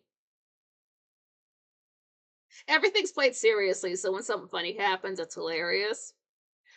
B-Chap says he's like similar to Groundskeeper Willie character on The Simpsons. At one point, I had to go back and check that they don't say Groundskeeper Willie, but they come close to saying something like that, and I'm sure I'll bring it up when it happens. It's way later on. I mean, okay, Willie does have to say trim bushes and like water plants outside and maybe cut some branches off of trees. So, like, part of his job is being a groundskeeper, I assume. Apologies if this thing chimes off. It's now the battery's down at 9%. Yeah, except groundskeeper Willie is Scottish, and Willie Loomis is American. See, I kind of said that so he wouldn't make any noise, and then he made noise. Hold on, let me, just a second.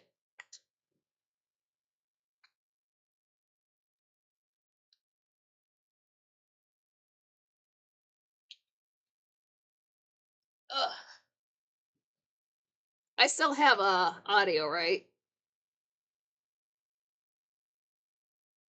So yeah, the cat's out of the bag. Liz has had to hold on to the secret for 18 years.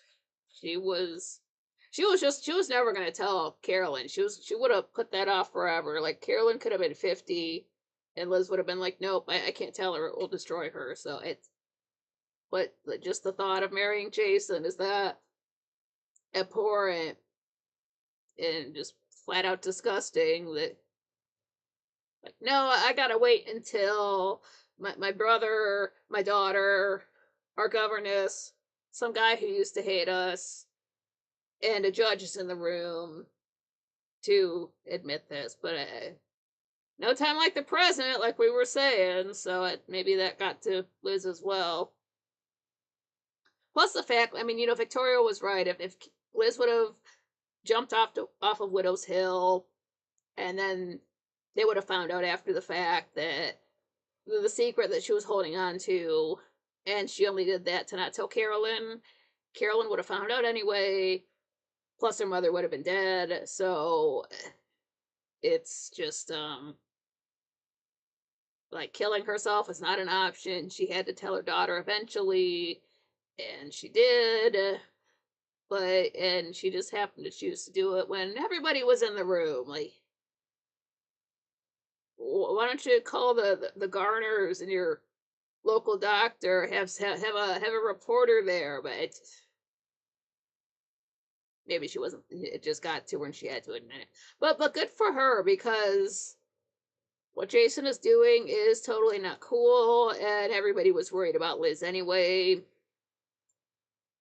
So now she does not have to marry him, and we'll definitely find out next time what the fallout's gonna be for this. I was a few episodes back and I was thinking, wow, when's the next 3-disc recap gonna be? But next time it's gonna be it'll start out with a recap of the last 3 discs, and then we'll get on with the review to see what's going on. Oh, so one of the big mysteries that's been with the show since it started is finally out. Like, first there was always this, there was what Roger did 10 years ago. That got sorted out right before Barnabas came into town. I guess he was always in town. But that got resolved, and then now we have the other more long-standing mystery taken care of.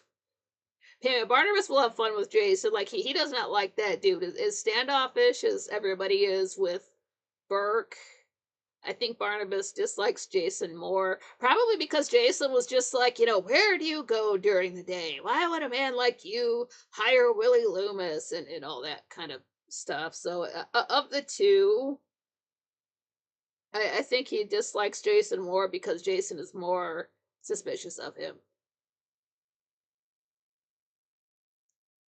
And same, because if you're fucking with Liz, I don't like you.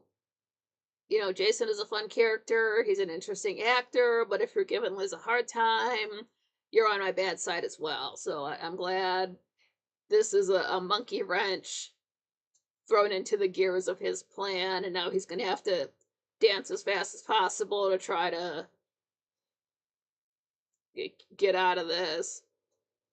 So we'll get to hear about that next time. I'm glad you guys had a couple of extra hours to spend with me on a Saturday. It's been awesome seeing you guys the last 2 days.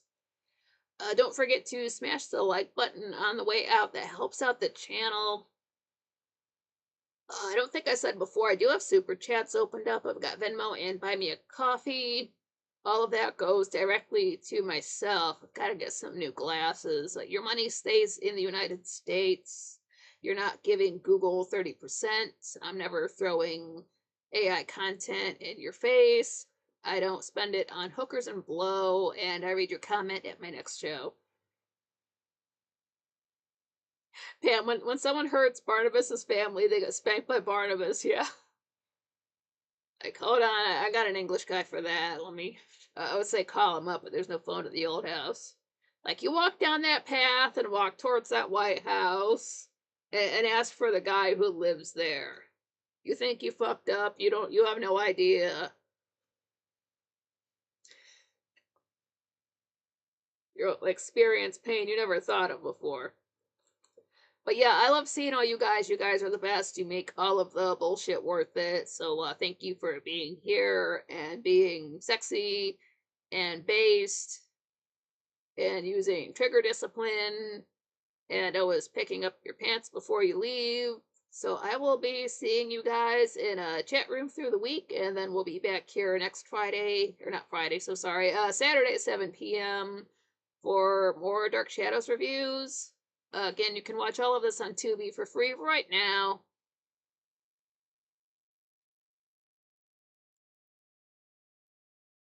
So I love you guys again. You guys are all the best people. So take it easy, get something to eat, get some good sleep, stay hydrated. Don't cover up murders for 18 years. John Rogers says, have a great night, everyone. And to me, yeah, thank you. Pam says, nice talking to you, Nikki, and everyone. Oh, one to go to What's Up says, thank you so much, Nikki. Tis well. Yeah, tis well. I love all you guys again. Brian says, great to see you, Nikki. Oh, thank you. Great to see everybody, too. Pam says, love to all of you. Everybody here is awesome. And till next time.